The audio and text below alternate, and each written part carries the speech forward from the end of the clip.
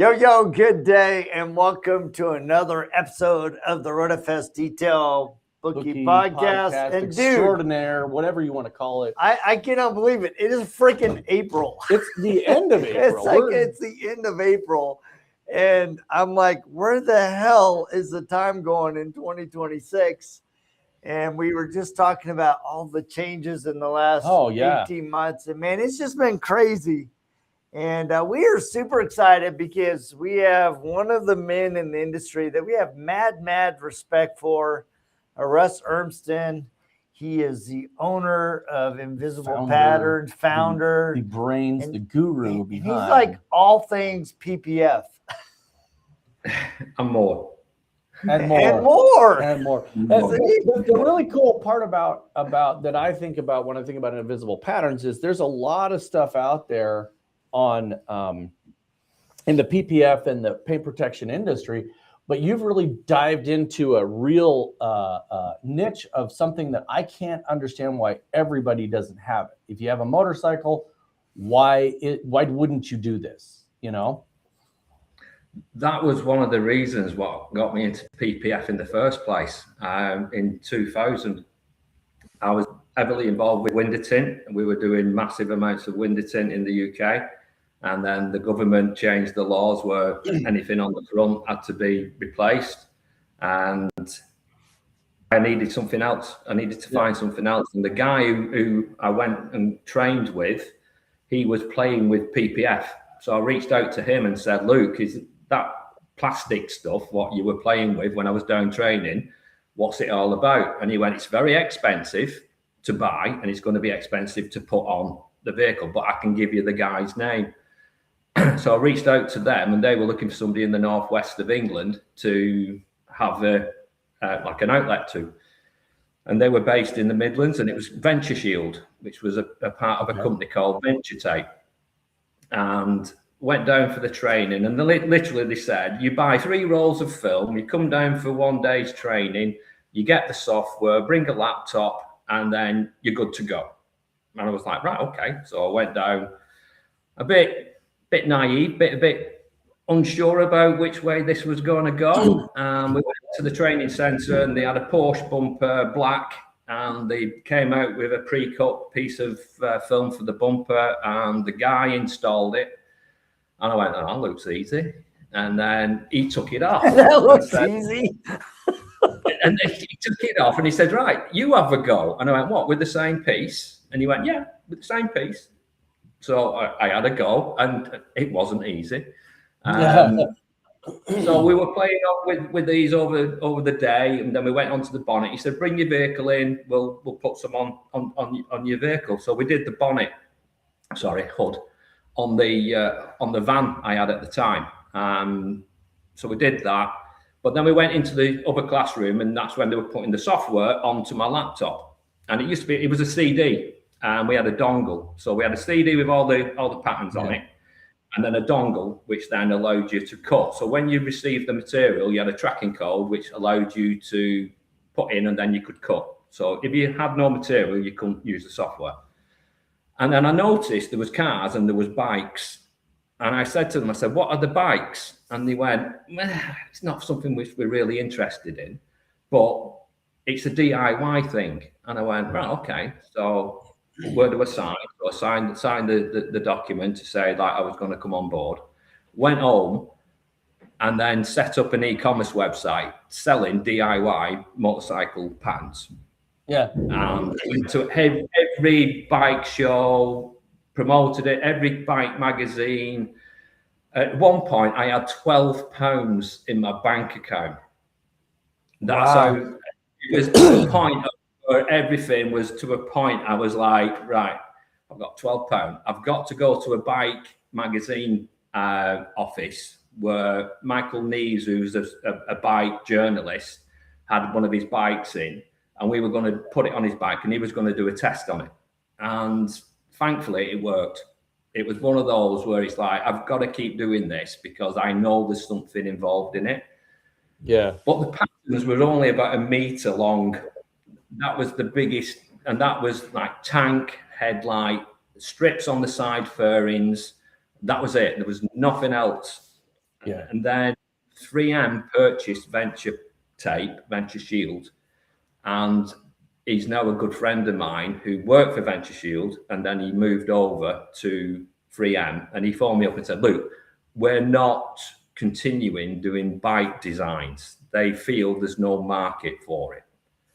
I'll come up, I'll train you and Craig, the guy who used to work with me, show you what you need to do, and then away you go." And that was in 2008. Wow. And we've been designing bikes. So now we've gone from a meter. So our latest creation, which is the Ducati V4 Panigale Lamborghini, is 7 meters of material. Wow. Every piece of bike has got some form of paint protection film on it. Lamborghini have thrown the carbon fiber catalogue at this bike. So whatever, we've got a Panigale in at the moment, which is there in the background, but the Lamborghini one is not carbon fiber. It's full. And we've got one coming in next week from a customer who's actually going to ride it on the road. And that's £73,000 in the UK. So that's gone from like a meter of material to even more. Yes, you do need Harleys, and that's something which we're working on as well. We do have a few Harleys, but Harleys aren't popular in the UK. Unfortunately, it's not something which we can develop as quickly as we'd like to. But I have got plans. Do you have one of the questions that I thought of is every bike I've ever ridden, right where your legs rub on the tank, at the bare minimum, you need that. And it's kind of like the cups on the door handles of a car. Do you have a pattern just for just that part if somebody wants to do the very minimum? Because I would think that is just... So what we've got on our website is we've got tank kits. So it's a tank pad and then tank sides. Yeah. So that's like an introduction. That's like a no-brainer straight away. If people don't want to go for the full kit and pay for the full kit, they can start with the tank kit, get an understanding, because everything's DIY. We hopefully design things so the individual can install it.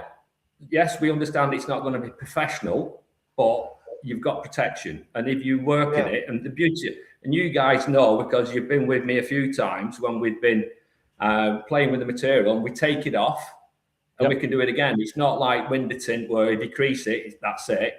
You've got to, you can take it off and put it back on. And I always say to customers, listen, remove it for coffee or beer or go and cat or shout at the wife, then go back in a bit more relaxed and have another go. So it's not like the old Earthfix models where you used to try and get them right and then you've got to pull it off and snap it. It's a bit more forgiving. Well, and it is. I mean, I think a lot of people think the PPF is something like, the protector for your watch or your phone. It's not. There's more to it. And we've been at, like you said, a couple of different trainings with you doing this stuff. And it is something that's a skill that you have to learn. But the really nice part about the patterns is that freeform cutting something like a 911 Porsche GT3 bumper is insane. The little curves and all of those things, I wouldn't even attempt that. But a pattern seems to lessen that anxiety because it's like, oh, it's already pre-cut. No, it's gonna fit in there like a puzzle piece, and then I just have to make sure that it's clean and that I use the right slip and that I've got it all tucked away. But I think that for the bikes, all bikes get chipped. They're lower to the ground. They go around corners and pick up rocks.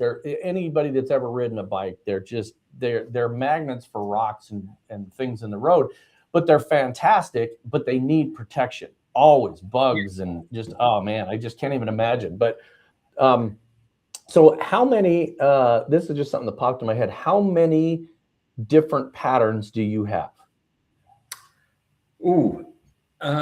Last count, I've probably around about 1,500. And that's going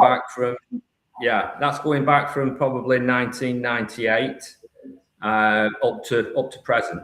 So if not most, but I think that on the most popular from 2018, I've got 508, and that's different variations. Because don't forget, one bike is the same. Oh yeah. But they have different color schemes.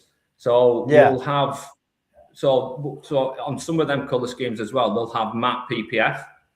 So what we've done is we've designed a kit. So everything what's gloss is segmented, and everything what is matte is segmented.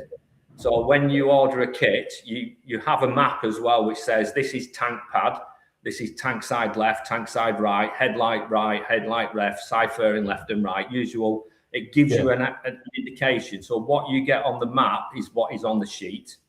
So then you're not trying to double guess what you're trying to put on. So we've got them variations as well. So the latest BMW adventure bike, which is the R1300, they've got 3 color schemes at the moment. They've got the triple black, they've got the trophy, and they've got the Action 719. Each one has a different paint scheme. So the triple black is virtually all gloss, apart from the framework. So we have matte for the framework, and then everything else for the painted surfaces is gloss. But then the 719 and the trophy have matte tank sides. So we have matte PPF for the tank sides. So everything is all color coordinated and PPF to PPF coordinated as well. So we do all that. So all you have to do is, and we even provide the bottle, the squeegee, everything you need within the kit, and it's posted direct. I didn't realize that Invisible Patterns was designed for the DIY market. So I have a question about that. How, because I mean, Rod and I, we're always willing to jump in. So as you get these DIY guys, what's their experience like? Are they struggling, or is it so mapped out that it's just easy? I get very few complaints from it, because if they do phone up, and we do have a good customer service, so we do try and answer and reply, because at the end of the day, I don't want the product being bad-mouthed or the kit's and the instructions are English, so it's trying to, at the moment in time, I'm doing some videos so I can install, so people then can log in. I've got quite a few of customers who have done YouTube videos of where they're doing the install in the garage, because they have their own little podcast themselves, so they'll do those installs. There are a couple of bikes which I would say are professional install, if you're going into entire bike, and if you're ordering an entire coverage, then it says this is advised to be a professional install. But the everyday run-of-the-mill kits, I send them all over the world, Jody, and Australia, America, and I get feedback saying fantastic, fits like a glove, really good instructions, love the product. That's awesome. And I think one of the telling signs for me was we were at a training, and you were doing some stuff in Colorado and we were at the RoadFS training center, and this donated bike came in, and you didn't have a pattern because we were there and you were doing it just free form, but it was this beautiful Harley, and we pulled the seat off, and this thing's, I mean, tens of thousands of dollars, not just in purchasing the bike, but in the aftermarket and the paint job. You pull the seat off, and there's a rub mark down to bare metal under the seat, because the seat rubs. And so you look at that, and I'm like, that is so that should be a picture on a website of saying, this is why you need it. This bike looks perfect. Yeah. You pull the seat off, and there's a rub mark. Wherever your knees hit, there's always going to be a rub mark. If you've got a key on a Harley, it's in the middle of the tank, and if you got a key fob, it's flopping around. And so there's always a need for that stuff. And I think that headlights, oh my gosh, headlights are, that is an easy starting point to get your feet wet, if you will, is a headlights or something that can do it. And I think that, I'd be curious to see how many people have started out with a pattern from you and turned it into a business, because you would think that somebody that does a lot of these would be like, man, I'm just going to keep buying these patterns and doing this on my own. Yeah. Yeah. Yeah, so Isabel and Andy, they're up in Studio 16 in Scotland. Going back to a conversation, you know, when we always have these conversations in bars, we were at one of Richard and Carolyn's detailing summits in Hull, and it was the second one. We met Andy the first time, and then the second one he brought Isabel over, and we were in a pub and just having some beers and a drink, and Isabel was sat there, and Andy said, "Go on, ask him." And I went, "What do you want to ask me?" She said, "I'm really interested in PPF." And Andy said, "I think she's very to the point. She's a beauty therapist. She does all the eyelashes, so she's got that attention to detail." And I just said to her, "So listen, anytime, reach out. Let's have a talk, and let's see where we go." And then 12 months later, I go up to Scotland. I spend a day with them, explaining, put things through, and then they come down to me a few weeks later, and we did a bit more advanced. And now she's rocking it up in Scotland. She's even contemplating of packing in the beauty side of it and concentrating a bit more on that side of it. Yeah. And then she gets Newcomer of the Year with the IDA.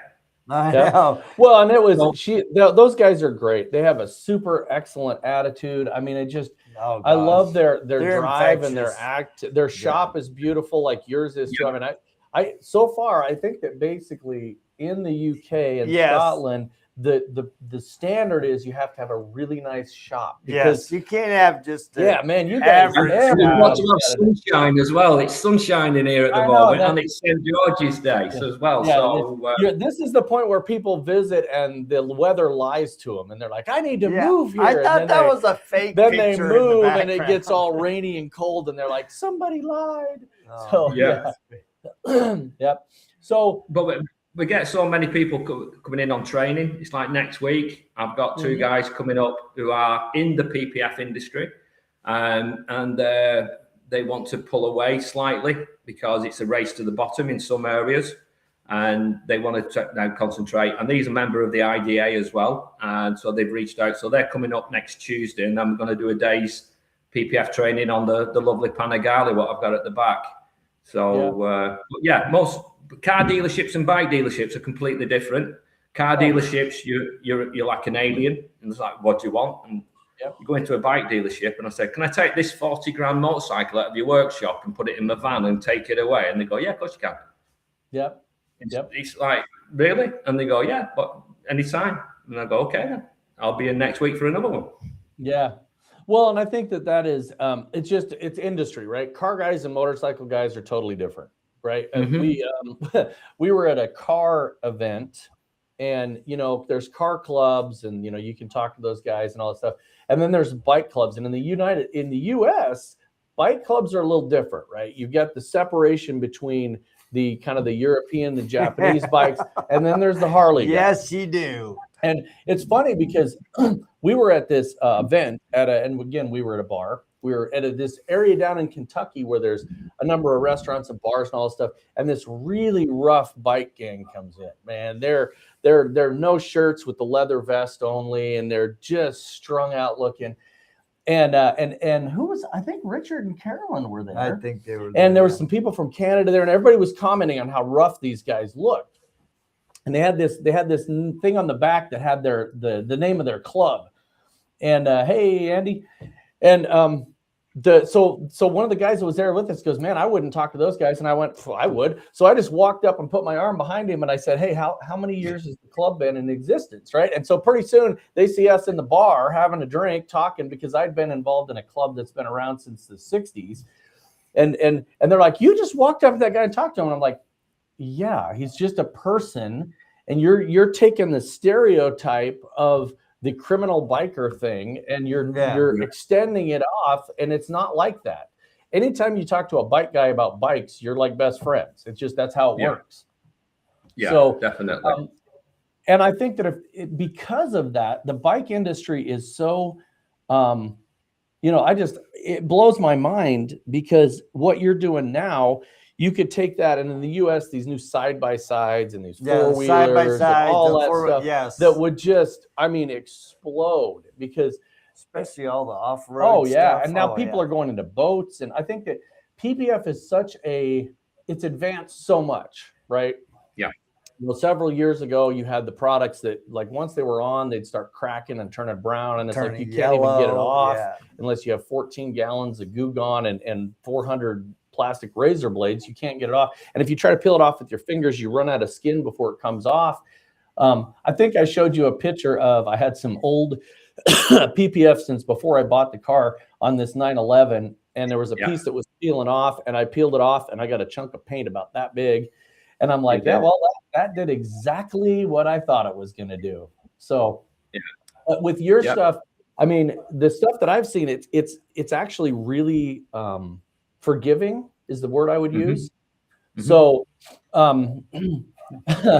mayonnaise is a trick. There's a story in that one, Richard. I gotta know. I will bet mayonnaise is a trick. Oh man! Yeah, do you really want to hear this story? Yes, oh, God. I want to hear the story. Right. So many moons ago, I was attending the NEC motorcycle show, and I was on the stage, on the stands, and we got bikes all over with PPF on, and we were selling kits, and we were promoting Venture Shield at the time, and it was getting midway into the show, and midweek it goes a bit quiet, and we were talking, and we got to a point where two of the guys said, right, we're going to go for coffees and we're going to have a walk around. So yeah, fine, just leave me here, because I was doing some paperwork.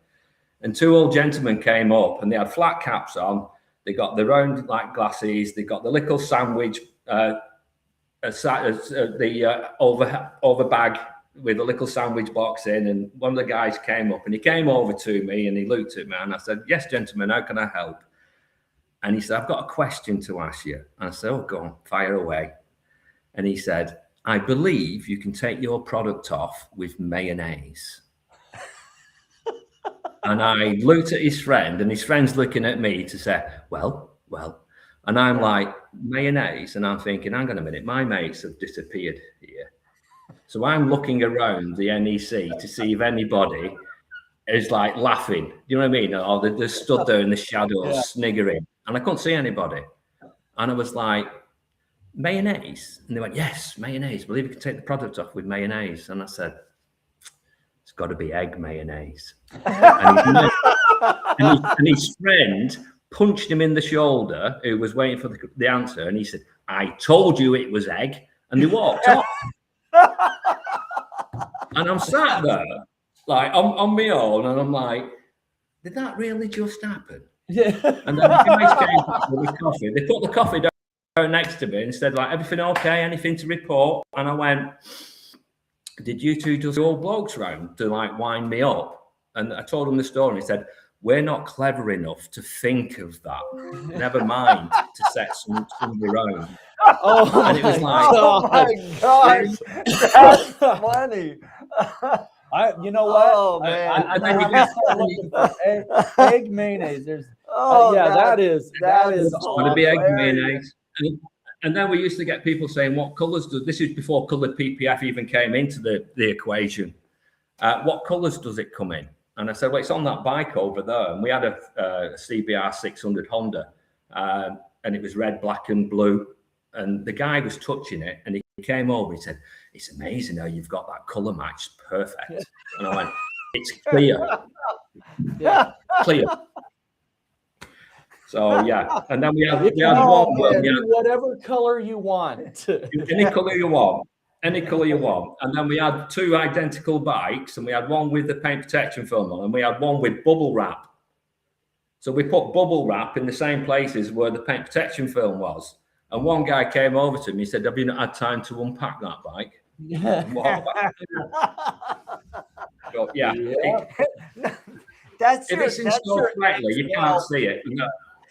And that's the hardest thing about it. If it's done right, or it's there, nobody can see it. And people, like, some of the colour schemes know what bikes are coming. It's like the one behind me. It's like the MV Augusta. Oh, yeah. You don't want to cover that up. So if you start getting these graphics and sticker pads and this, that, and the other, it takes people are buying them for the look as well as the performance. Yes. So we've got Invisible Patterns Canada as well with Paolo. So we've got a network. So pre-orders can be done through IP Canada as well. So any orders over that side, because now we're out of Europe and we've got all these import taxes and export taxes. Me and Paolo have set up, and Gary over at OP. We're branching out over there as well. So Paolo's got all the patterns on his computer, and Paolo's going to be David. I went over last year and spent a week with David doing some training, getting into design work. And you mentioned before with the side-by-sides and snowmobiles. David's designed a couple of snowmobiles again for paint protection film, jet skis, anything really, as long as you put your mind to it. That's what I was going to say. Maybe we need to Canada. In Canada, it would be all the snow bikes and. Yeah, that's right. Dude, we got snow bikes, razors, motorcycles, Harleys. We got the whole nine. We need to do lawnmowers. Nobody's doing lawnmowers right now. Riding lawnmowers.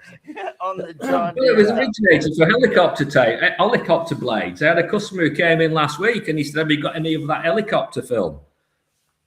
And I was like, "How old are you?" And he went, "I'm 85." And he came in on a motorbike, and he was like, just bought it, 85. And then he told me in 1968, the year before I was born, he won the Manx TT.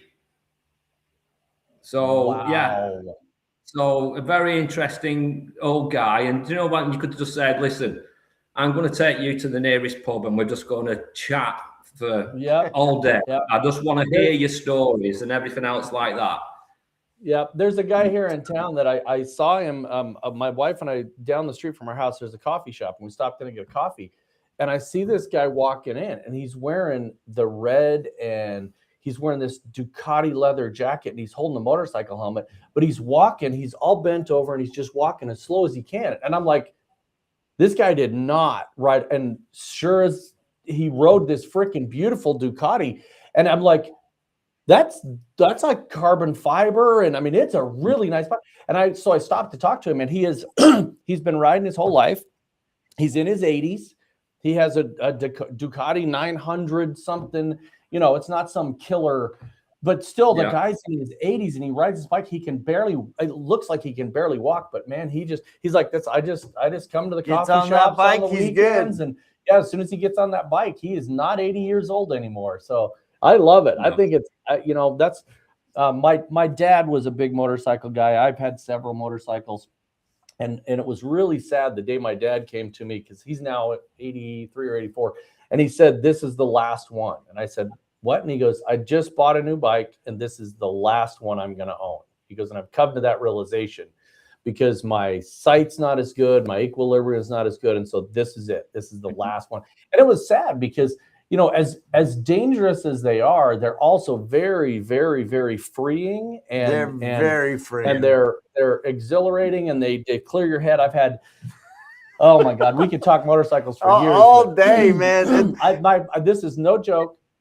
I have had a Harley. The first Harley I had, I paid $175 for it because my brother-in-law, I said, "Man, I wish I had a bike to ride back and forth to work because I'm rebuilding the engine of this truck." And he goes, "Well, my Harley is sitting up at this shop. It's been there for about a year and a half, and he lives out in the sticks, and so he couldn't ride it." And he goes, "If you go pick it up, you can have it." He goes, "But it needs tires." So I went and I spent $175 on a new set of tires and had a Harley the next day. That's and it was freaking awesome. Insane. And so that was my first. And then my second Harley, you're going to say the other reason it was because it broke down.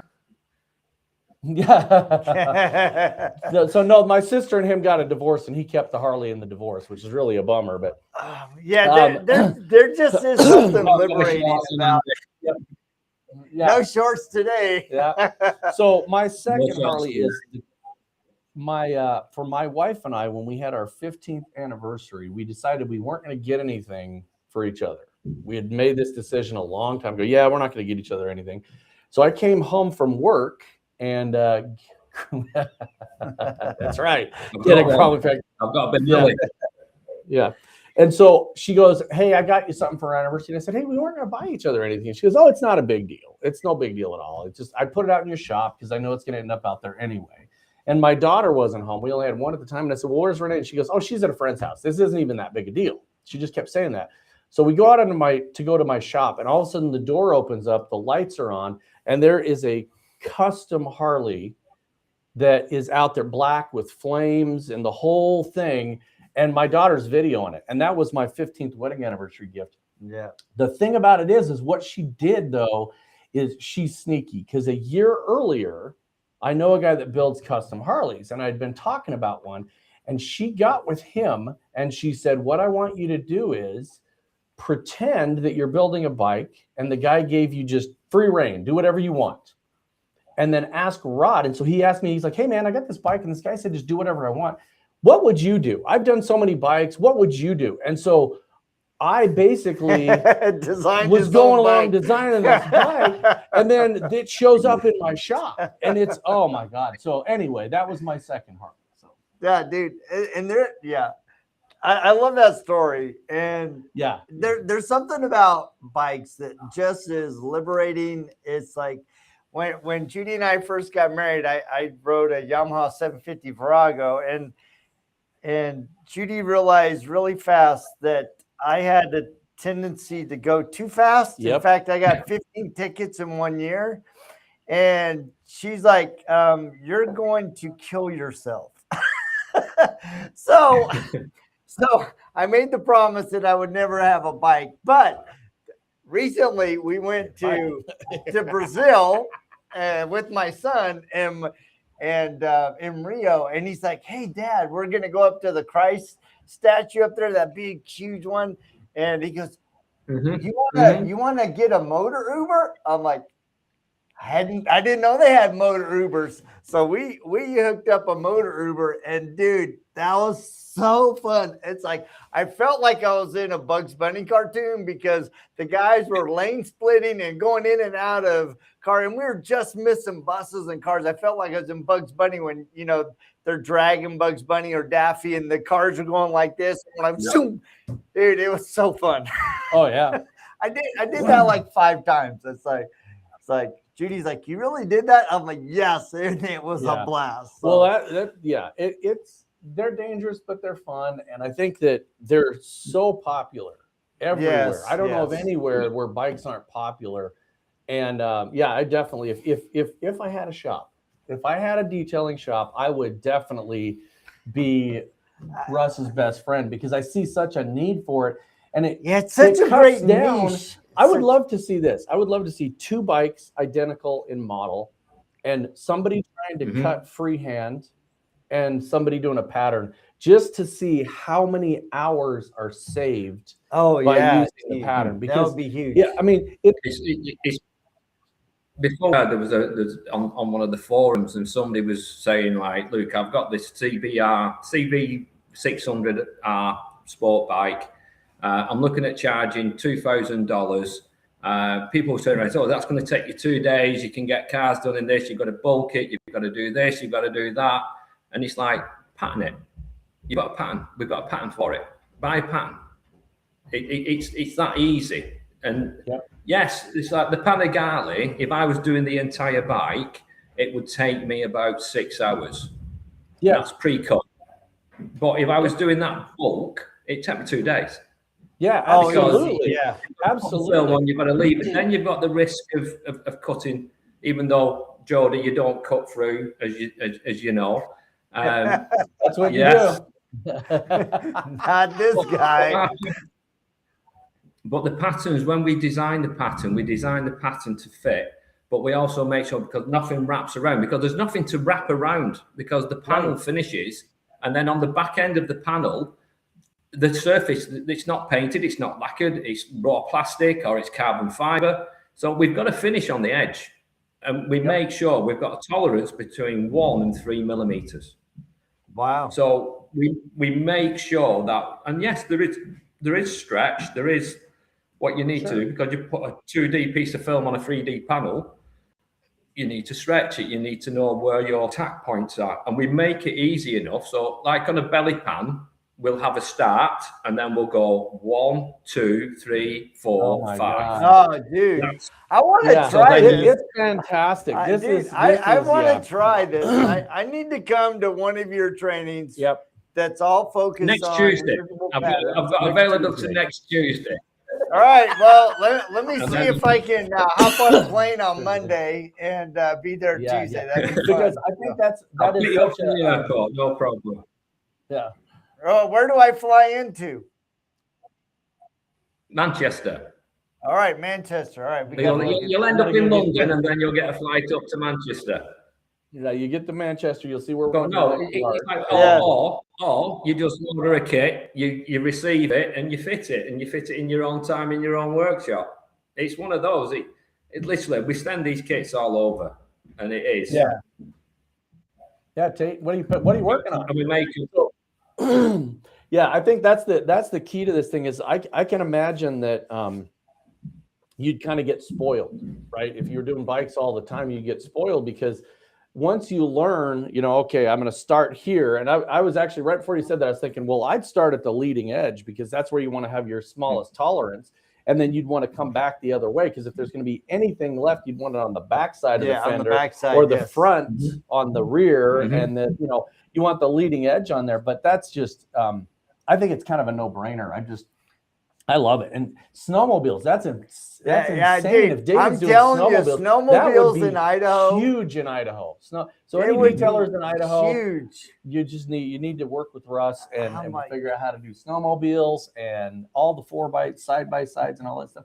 But the thing about that Dude, is, I think you're young to take us to every There you snowmobile go. event. Oh god. yeah, but I've seen you with PPF. I know so that's just why I want to try slow his down. because it might Slow be easy. down. Because I admit it, man. He I almost cannot cut PPF. he almost ruined an entire Corvette at a show. No, I didn't. Yeah, it was he bad did. though. It was really, really bad. Well, the So, problem is they put me on the most curvy Yep. edge of the entire They thing.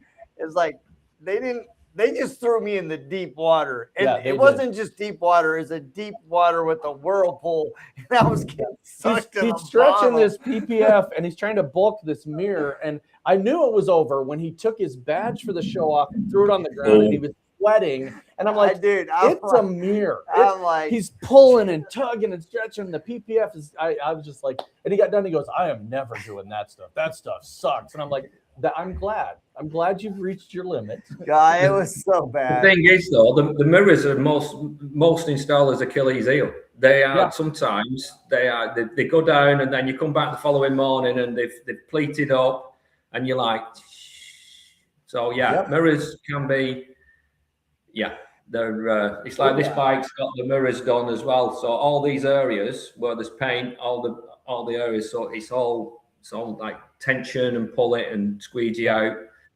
And I had a guy in this morning. He just literally wanted just his tank doing, and he went to the cafe over the way, and he came back about an hour and a half later. I'd done it in half an hour.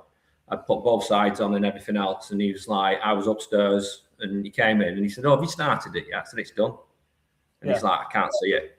He said, "Honestly, I can't physically not see what you've done." So I had to come down and show him, and he's like, "Amazing." And I said, he said, "That's why I've come here, because I want the best, and I want you to do it." So but he's gone off and said it's DIY. So he's gone off and put onto forums that he's been in because he wasn't confident enough, but he was local to me. He was about 20 minutes ride away.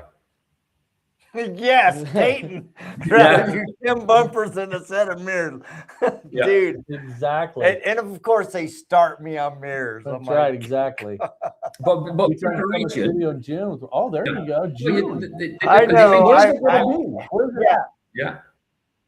So let's talk about the Detail Summit. You got one coming up June. It's June 17th, right? Yeah, up in Andy and Isabel's place with Richard and Carolyn. Yeah, so we're one of the sponsors. We're going up. We're going to be up there a few days. We've got Marcus coming in from Portugal. There's, I think, the rag company are coming in. We've got Andy from Alex from RoadFS going in. I think there's a few others. Richard's keeping people updated on the thing. And then the next year we've got the show Right, the Concord. show in Yeah, we March can't in wait for the Manchester. show. We'll And be there. we're one of the sponsors of that. That's going to be a fantastic thing. So I think that's the coolest part about these events, whether it is, you know, one of the full-on summits, whether it's the show, the exposure you get to new things. And if somebody's never seen a certain product like Invisible Patterns, you go and do that. But I love some of the so I'm a real fan of somebody that's done the job and then they've produced a product. Yes. Because then you kind of get the expertise and you know what areas to look out for. You know, if anybody's ever taken apart an older bike, they understand the problems with that. The fairing's cracked, the plastic's heated up. If it's near the pipe, you're going to break it. You got to be really careful because a lot of these little clips and everything, they're a force fit or they're based on tension. And as soon as you squeeze that little clip, something snaps off. You have to be really careful. And I think the key to that is having somebody like yourself that not only rides bikes, but has the knowledge of doing this for several years to understand where you're going to stumble, right? And so you build that into the product of, hey, this is where they're going to stumble. This needs to be a relief here. Or on this Ducati, there's an inner circle, a reverse curve that you're going to need to start here and go out, because if you start up here, then you're stretching. So I think that's what's really, and some of these people, I mean, you get people that are tried to do bulk, and I think we were in Canada, and my biggest problem with bulk is I didn't see how on like the corner of a hood, how do you relief cut that without it coming up? And you showed me it's really simple. You do the absolute opposite of what my brain was saying. My brain was like, leave it long and tuck it under, and you're like, no, you cut a curve and you go around, and I'm like, oh, that was so simple. But that's because of the experience you've got doing it. So that's why I think the trainings, the summits, and some of these other things are completely invaluable. You have to go to them because you're going to get exposed and you can actually talk to the people that have done this for years at a time. So I've actually put people off getting into PPF because they just think they watch YouTube and they think it looks so easy. And I've gone, it's not. It's not. The videos are edited and it looks so easy. So I've gone, there's a piece of film, there's a bumper, knock yourself out. And then half an hour later, like you said, the sweating, the signs coming off, the jumpers coming off, and they're getting frustrated, and there's moisture, and they're going, can't do it. And they go, it's not that easy, is it? It is definitely a craft, right? And I love that you've really niched in, right? We were talking before we got on the podcast that a lot of PPF and ceramic coating has really been a race to the bottom the last year and a half, 2 years, right? And so it's like, having a niche that you can really double down and become a specialist is a great opportunity if you're interested in that area. So good call there, Tate. I did try and talk him out of it, but he wouldn't listen. Yeah, no. I always tell people with PPF, because we get people that ask us all the time, I'm like, if you've ever put a screen protector on a watch or a phone and you've gotten one little speck of hair or a bubble and how frustrated you get because you have to take it back off. Imagine that on the hood of a full-size Suburban. That film is expensive. It's curved, and it has edges. And it's got a little dip in it, and it's not. And it's probably got stone chips because it's not brand new, and your preparation's not been perfect. You've not clayed it, so you've got some slight contaminants. And then customers come in and they like get on their hands and knees and they want to start, and you're like, no, just get out. Get out. Like I say, you can pick. At the end of the day, we've always said it's customer expectations. You've got to set them expectations. And it's the same again with motorcycles, because again, if you don't set that expectation, I have one customer who said, how come that part isn't protected? And I said, because it's not visible to the road and it's not going to get caught by you. I'm not going to waste my time and my energy and the film, which is going to add another $25 to the size of the kit, because people complain. It's like bikes now are coming in the UK alone, £30,000. So they're around about $38,000. And they're complaining about spending $400 on a bike kit. which is going to protect the $40,000 investment. Yeah, yeah. And you're like, we can't make it any cheaper because the material is that. Yeah. And you just like, I don't need you as a customer because you don't get it. Yeah. Yeah, and I think that's part of it. It's well, and I'm like $400 for a pattern, dude. That's a screaming deal. Yeah. Oh yeah. That's a screaming deal for the protection that you get for your bike. I mean, yeah. The only obstacle is going to be the installer.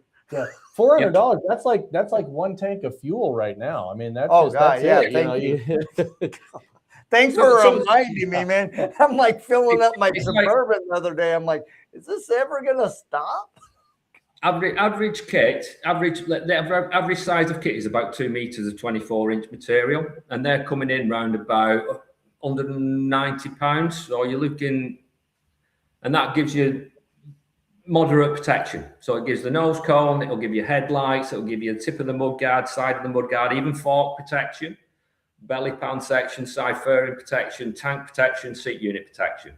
If you went entire, which is now you're looking at 5 meters. So the Panigale in the background here, that's 5 meters of material. So it's 2.5 meters each side of material.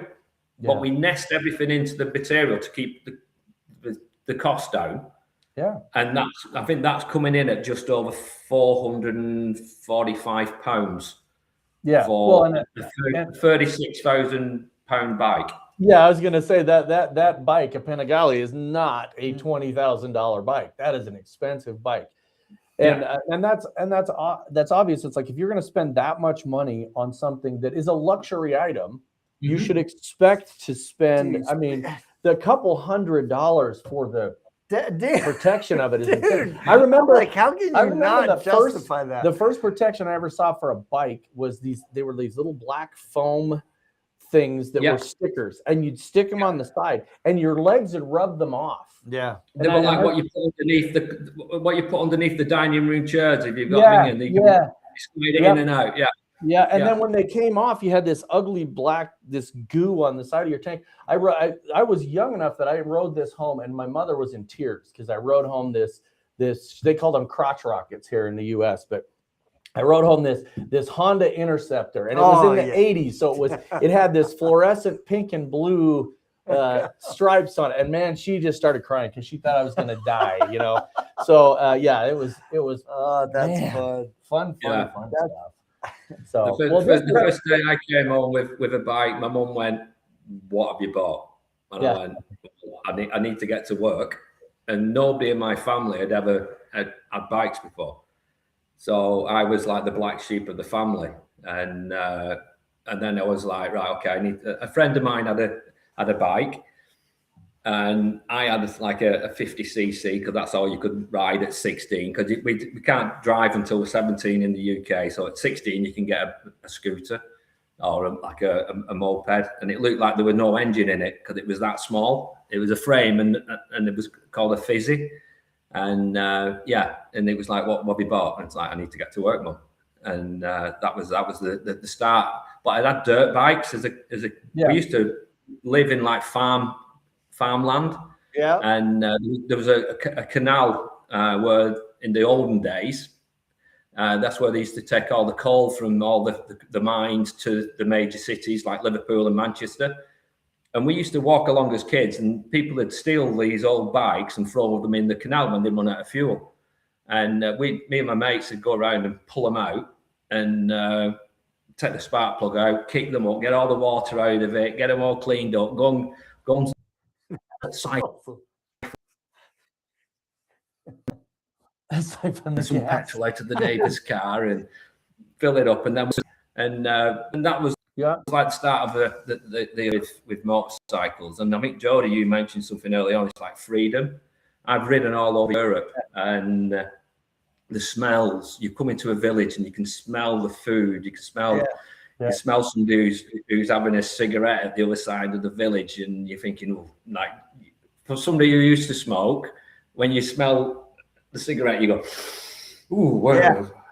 Yeah. And then sometimes now you get the smell of weed and you're like, oh, okay, where's that? Where's that? And then, I've but never you're had trying to avoid the car where it's coming from because people are smoking it when they're driving. And it's just one of them where I've traveled to Europe on motorcycles, and the stories and the adventures and bus drivers signing the cross as you're overtaking another bus in Naples, and you're like, oh, you're going around an hairpin in the Alps, and the coach is coming up, and you're leaning to go around on your side of the road, but the coach is impeding your side because they have to come out and go round, and then you have to stand a bike up and then throw it back over again.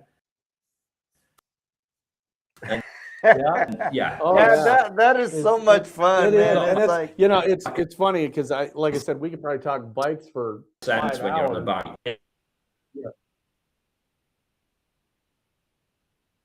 Well, that's the thing is that's the thing I loved about Brazil, man. There are motorcycles everywhere, and everybody's just, it's amazing. Zipping past, and everything has organized. It's organized chaos. But if you're riding in the UK, you've got to have eyes in the back of your head because people are pulling up to junctions, people aren't looking twice when pulling out, and they're blaming you because you were riding too fast, and you're like, no, you just didn't look. You just didn't see me, even though I've got big lights on and big fog lamps to say, look, I'm trying to make myself as big and visible as possible.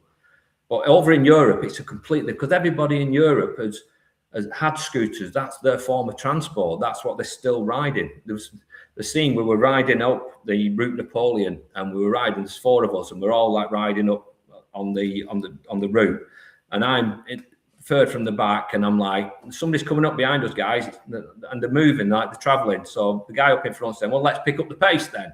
And I'm like, no, we're good, we're doing like 80. This woman went past us on a 750 scooter, a Suzuki Bergman 750, with business suit on, red high heels, like we were stood still. And it was just like open face helmet. And I was like, that's me done. I'm done. I'm cooked, because this woman was just like, that's awesome.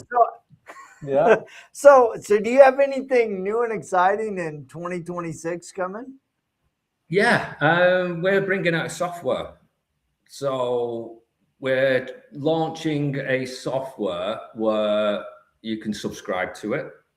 And also with this software, if people out there have patterns which are on their computer, so if they've made a design and they've got it in a PDF, or they've used it and it's what they've made themselves, they can send that pattern to us. We'll upload it onto our system, and they can get a royalty. So every time, they still own the IP, it's their property. We're not taking that. So if somebody's got an RV, or they've got a Harley, or they've got a snowmobile, or they've got something which is sat on their computer and they've used it and they're happy with it, then send it over to us. We'll put it up on our platform, and every time it's downloaded, they get a royalty for it. That's nice. That's awesome. That's really cool. So that's something which we've been working on for probably the last 6-8 months. We want to make sure that the security of it is there, and I think we've got that. It is going to go out to test with a few people before we actually launch it, but that's going to be a subscription service. So there's going to be different patterns on there going forward. We are looking at America as well with invisible patterns. I'm setting up Europe as well. I've got a few people in Europe who want, because we're now on an island and we're out of Europe. Everything what comes out of the UK and goes into Europe, they pay import tax on. So it's setting up so people aren't paying the import duties and everything else like that. So I do lose out because people don't want to pay the duty coming in. So setting up over the side of it is where we're looking at, and growing invisible patterns in general going forward, and and trying to get out there a bit more. But coming back in, and then a main member of staff after 17 years left last year, so it's filling that gap and building the business back up again. Yeah, that's exciting. That's super exciting. That's really good stuff. So yeah, so if you haven't seen the the invisible patterns, is invisiblepatterns.co.uk, and and then the other one is invisible IP. So it's invisible patterns. So it's IP moto MOTO vault.com. Isn't that being built? That's yes, your well, it's 99.99% done. The website for Canada is 99.99% done. We had a call. Me and Paolo had a call the other night regarding where we're up to with that, and it's just basically we've got over 5. So yes, we've got 509 models on the website. Yep. But each model has tank kit, so that's 1,018, and then we've got a full kit, then we've got entire kit. So it's putting all that information. You guys know what it's like. Oh, we've got to have a product list. Everything's got a part number. Oh, yeah. Everything's got to follow through, and it's just been a nightmare trying to get all that information. And there's so much. So yeah, well, man, thank you so much. We have ¿Qué tal? Buen día a todos. Saludos desde Mexico. That's hey, good day to everybody, and hello from Mexico. That's my good friend Don Fernando. So yes, it's so good. Saludos to you. Yes. So thank you so much for tapping in, guys. Gals, guys, and Tayton. I don't know what he is. Don't forget Tate. Yeah, and don't do wheelies, Tayton. That was funny. It was painful to watch. He sent me that video saying, "I think it's a bit too late for PPF." Yeah, just you cannot PPF your ass. So. You cannot PPF your ass. So that's funny. Well, Russ, thank you so much for taking the time to visit with us. It's been such a fun conversation. So yep, and thanks everybody for tuning in. Don't forget to go out and like, share, subscribe, all that good stuff. And we will see you guys next week. Next week we're doing something with Paolo. We are doing something with Paolo. So we're not telling what, but you're gonna want to tap in next week. We're doing something with Paolo. That guy seems to be doing everything. He does. Paolo's doing everything. Invisible patterns. He's doing stuff with Joel. It's like, dude. I don't know where he gets the time and energy from. I want a little bit of it. Whatever he's using or whatever he's taking, I want some. Yeah, exactly. And he's such a positive force in the industry. So yes. Well, thank you so much, Russ. Thank you guys for tapping in. Okay. And we'll check you next week. Can I say it?